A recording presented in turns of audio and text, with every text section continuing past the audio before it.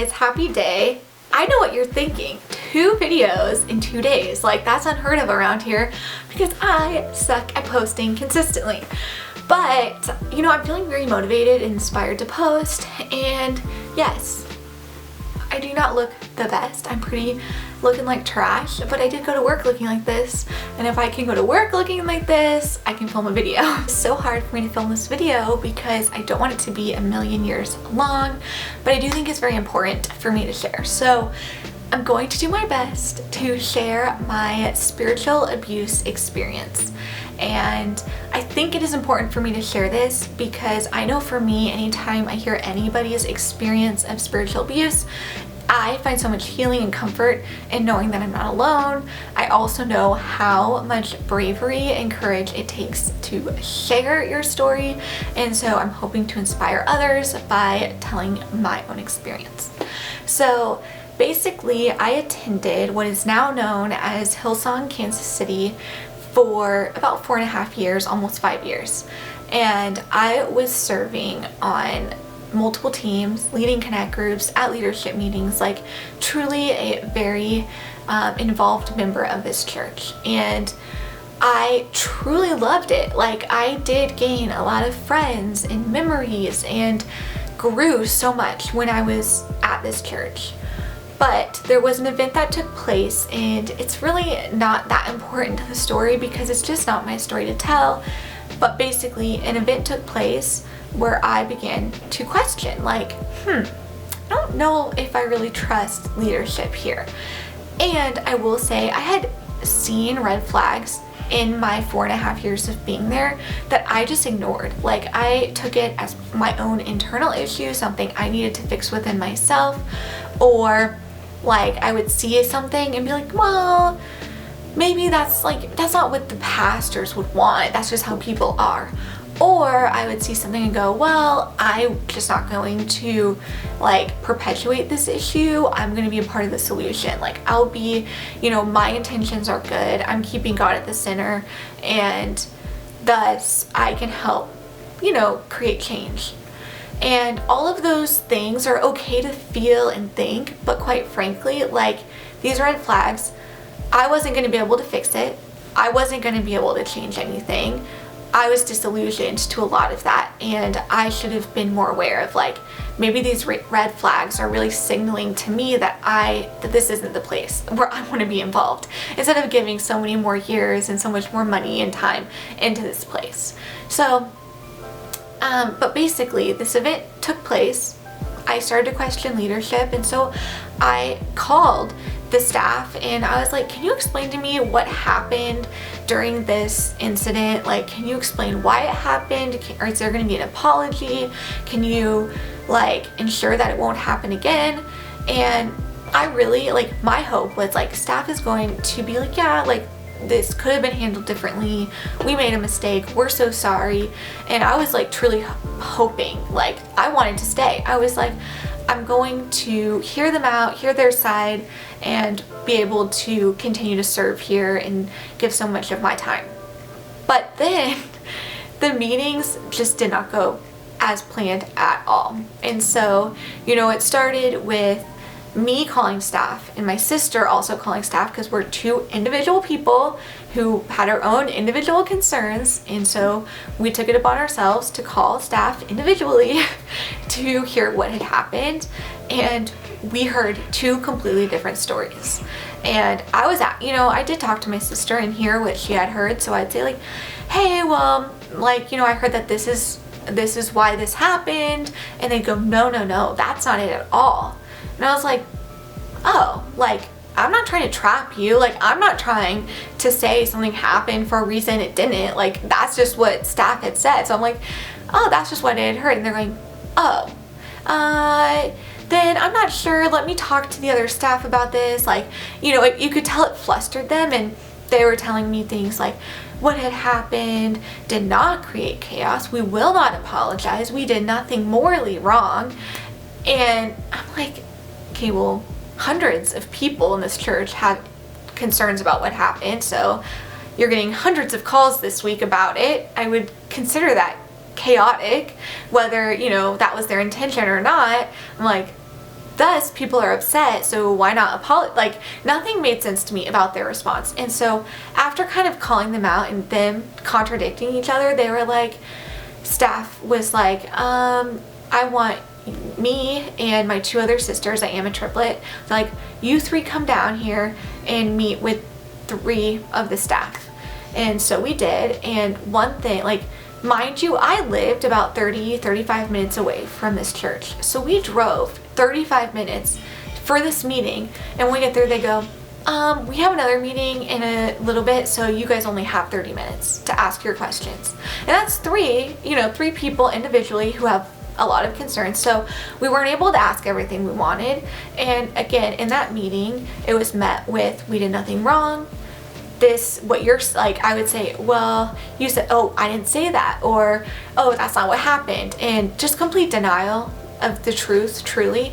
A lot of intimidation, manipulation, but ultimately it ended with, you guys serve so much here, but if you're going to continue to serve, we need to know, do you trust the pastors? If you say yes, you can continue to serve here. If you say no, you will no longer be able to serve. Lead your connect groups, serve on your teams, whatever. So my sisters and I, we were like, well, we don't really know, like, we haven't thought about whether or not we trust the pastors. Like, we trust God. And, we grew up going to a Methodist church where the pastors rotate every few years because they don't want a congregation starting to, idolize the pastor instead of God. And so we explained that, like, that's not how we were raised. And so we trust God, but we honestly cannot answer, do we trust the pastors? And they're like, well, if you can't answer that, then we're going to give you a few days to think about it. And then we need to meet again. So, we attended church that Sunday, got cornered by staff, making sure that we could schedule that second meeting. Then I went to it and, they were like, do you trust the pastors? And I pretty much said, I was like, well, I trust them because I trust God and I trust that they are trying to listen to God and follow him or whatever. And I'll be honest, I didn't answer honestly because I knew, like, if I say no, like, there's no chance of me staying here. And at that point I had decided whether I wanted to stay or leave. So I definitely, like, I tried to, it was a very passive answer. Like, I answered the way they wanted me to, like, yeah, I trust the pastors. And then I tried to spin it in a way of, like, because I trust God, to, like, suit truly how I felt. And so, like, that alone also shows you, like, I did not feel comfortable to answer honestly, to be myself. Like, I already felt intimidated because I will tell you, the way that they were talking about other, former members of this church, to me, was shocking. Like, they were calling people broken, they were calling them bad fruit, they were saying, like, we don't want to, address this issue because it'll make this person look foolish and even, worse than they already do look. Like, just very, very hateful language. And so I was nervous. Like, I was like, I don't want them to talk about me that way. So I was trying to protect myself, but also be true to my instincts and my faith. And it was such a stressful time. And ultimately, we did decide to leave. And when I decided to leave this church, I lost like half of my community.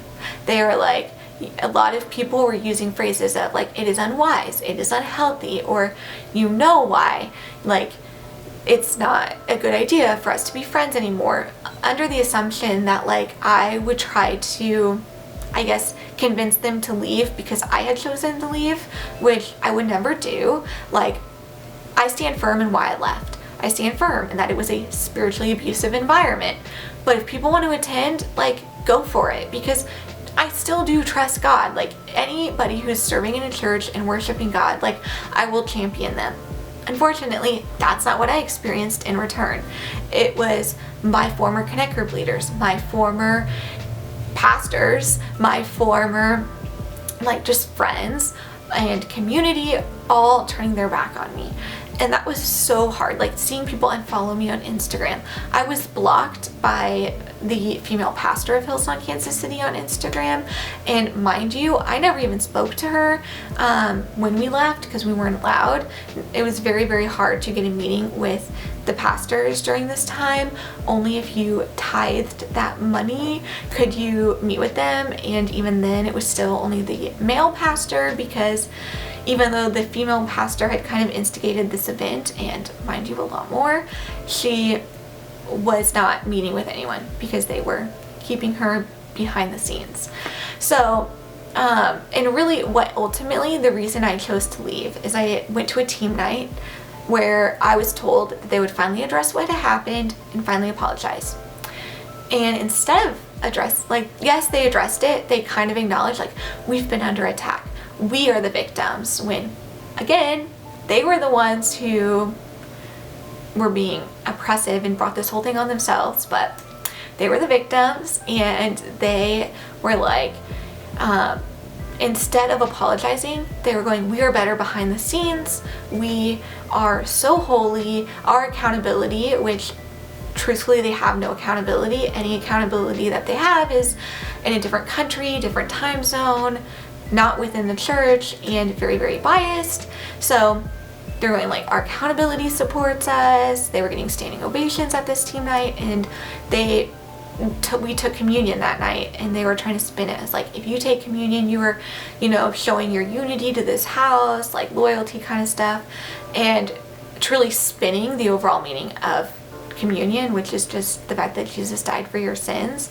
So that was just too shocking and disheartening, and I just knew from that moment, like, we were never going to see the justice we wanted. And so that's when I decided to leave, and that's when I was unfollowed. But beyond that, the staff that's working there began to spread a lot of lies about me.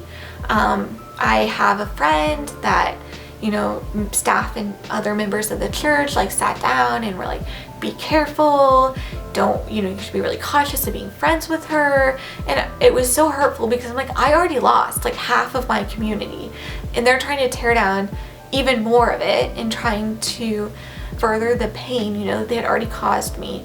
And I will tell you, like, hundreds of people left when I did. It wasn't like my story was the only one occurring at the time. It wasn't super unique. I personally didn't have that many like direct experiences with the pastors where others did, that highlight more of the spiritual abuse going on. But it was still like such a hard experience and hard season to walk through. And I, to this day, am not the same person I was since leaving. Like, it was a catalyst to me deconstructing my faith and going on this journey that I want to make a separate video on, because when you leave and you have so many people calling you like unhealthy and not, and basically bad fruit, you turned away from God, like questioning your faith. And I'm like, my faith has always been the most important thing to me. Like, I grew up in youth group. I've been to multiple churches. I've left churches and never experienced alienation that I experienced when I left this place. Like, it was just unreal. And I lost like one of my best friends who I was friends with before I even attended this church. But she was the one who invited me there. And so we, both attended. And when I left, she was like, I can't be friends with you anymore, and just ended my friendship through a text message. Never was able to talk to her in person about it. Like, I would have never told her to leave. I knew she was going to stay when I left. And the fact that like I lost her was just so painful. And I'm thinking, like, am I that bad of a person? Like, spiritual abuse goes so deep because you're being manipulated in an area of your life that is already so personal. And then when you leave, everyone's telling you like, you're a bad person, you're a rebel, you're not following God, like you're not doing what God wants for your life. And I'm like, I feel called by God to leave. I feel very justified. I know why I'm leaving. Like, I feel like God would go in this church and flip tables, but I'm also questioning, like, could I be wrong? Why am I such a bad person that no one wants to be my friend, that no one wants to associate with me, that people want to talk bad about me, that they want to further tear me down? Like, what did I do? And I'm like, I left a church. I did speak about my experience, because I personally am like, I don't want anyone to experience what I did. Like, it hurts, it sucks. And so I don't know if I can really fully explain like how complicated it is, but if you've been through it, you know. And I just want to let you know, like, you're not alone. You're not a bad person. Like, and there will be justice, even if it's in, you know, God's timing, which is not always ideal. So that's pretty much what I have to say. I hope that makes sense. And thank you guys so much for watching this video. Please leave a comment, start some conversation, and I will see you guys in my next video.